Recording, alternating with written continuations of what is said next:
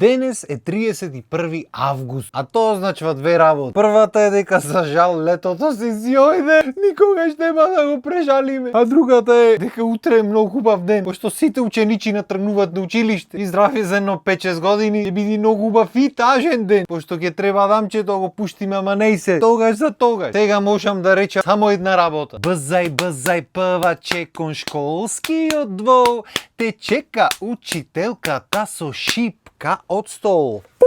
Опни ранец на рамо, сите нека видат. Бзај, бзај, певаче и ушите да свиват. Пошто многу брзи се првачината и го е трча, му свири по крај уши. Сите се Флешо и Спајдермен. Само јас си останав Супамен. Туку дај ние да си ја пуштиме шпицата и да си направиме малце муавет за утрешниот ден. Ожи, ајде да те пуштам.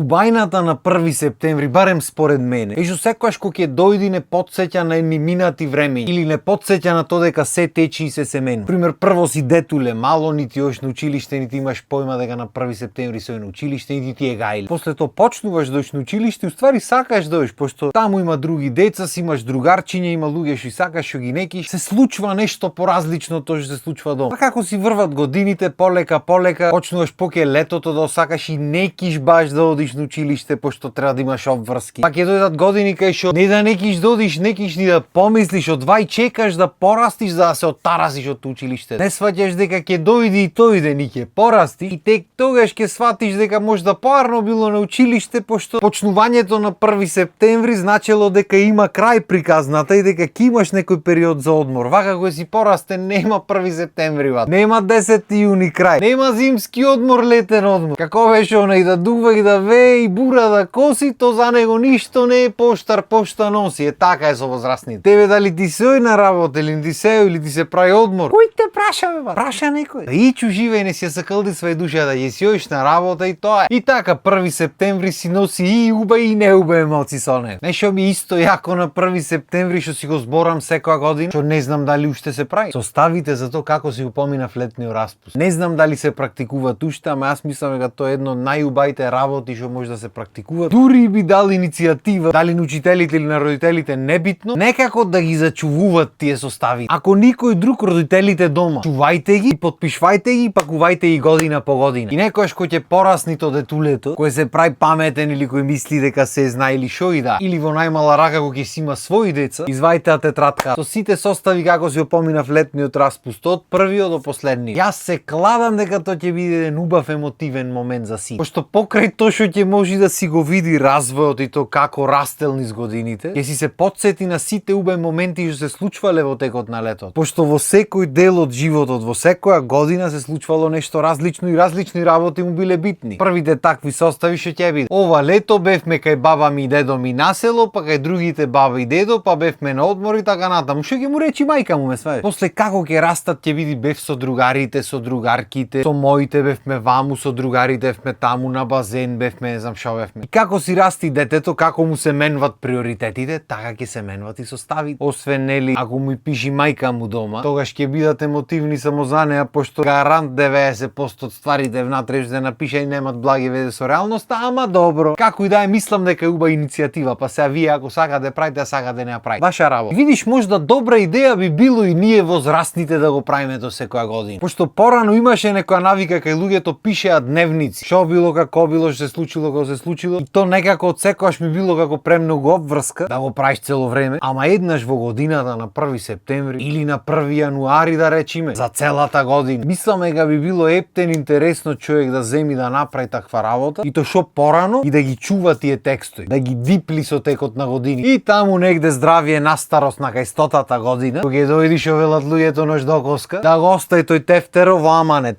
За да можат и следните генерации да го прочитат тоа што се случува случвало во животот на човек. Пошто знаеш како е денешно време, сите чкрапаме со телефоните, ќе снимаш, ќе чкрапаш, ќе одат на концерти, луѓето и се дупнат снимање, вака ќе останат со телефонот цело време, ни концерт ќе видат, ни телефон, нити снименото ќе чини, нити ќе се слуша ништо, ама тие пак упорно го прават. И ќе сликат сегди, ќе сликаш роден ден, и ќе сликаш сват, се ќе слика. И ќе поминат 2 години од договорот, ќе го смениш телефонот, ја ќе префрлиш нешто, ја ништо нема префрлиш, ќе речиш ај нека стојат во тој телефон, после тој телефон ќе му го даиш на некој од децата или внуците или на некој ќе му се скрши или тебе ќе ти се скрши, ќе треба смениш и толкувате и слики и видеа и се си оди во забора. Ако не по 2 години, по 4 кога ќе смениш сигурно. И на пример можеш да ги испечатиш тие слики или можеш видеата да ги клаиш на нешто на USB, на CD ако уопште некој уште користи CD. Ама исто како и видео лентите на времето што ете ги ми стојат така и никако ги префрлам, се губат тие работи. Ама напишан текст од некој од твоите предци би било ептен убаво да можеш да прочиташ. Барем според мене. Не дека децата денешно време сакат да читат и не дека не можат и тие тефтерите случајно да завршат в парно негде. Ама сепак не знам оти, немам појма од кај ми дојде идејата, ама некако ми се гледа како убава идеја. И малце ми е криво што ја немам почнато јас порано. Кујзни дали ќе ја почнам, ама здравие Боже си велам дека некогаш ќе ја направам тоа. Макар што јас и да не почнам, веќе доволно пишам и текстови, правам и музики и такви работи, така што има што да се види, има што да се чуе, а Бога ми има 1 милион видеа вакви кај што кој да дојди после мене ќе може да си изгледа и да ме запозне каков сум како човек скроз. За дали е тоа убаво или не е убаво, тоа може и секој да си го заклучи како што му одговара, пошто знаеш како? Кој ме праша? 1 септември исто така ни кажува дека помина летото. Не може ме боли кога ќе го речам. Го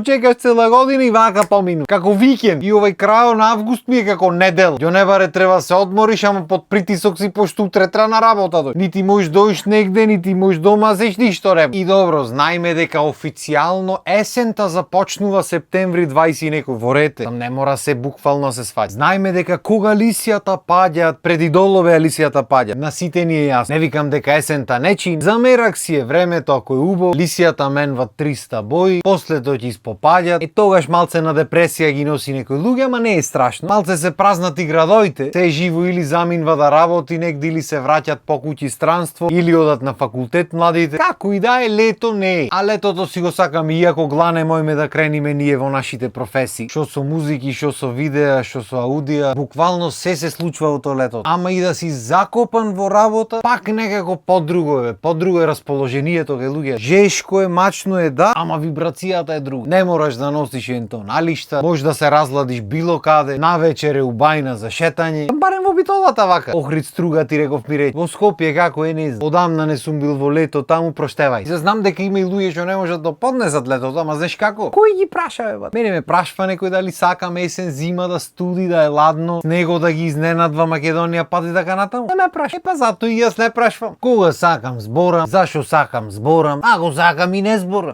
Пример во моментов сакам да завршам епизодата. Не морам ни да ве поздравам. Шкрап на апарато и толку е. Ама и чисто од култура така ме воспитваа по дома. Те одвоиле време да ме гледате па да ви испочитувам. Така што толку од мене за денес. Се надевам дека ви дадов по некоја убава идеја и се надевам дека ќе се вратите пак на наредната епизода. Поздрав и имајте убав ден.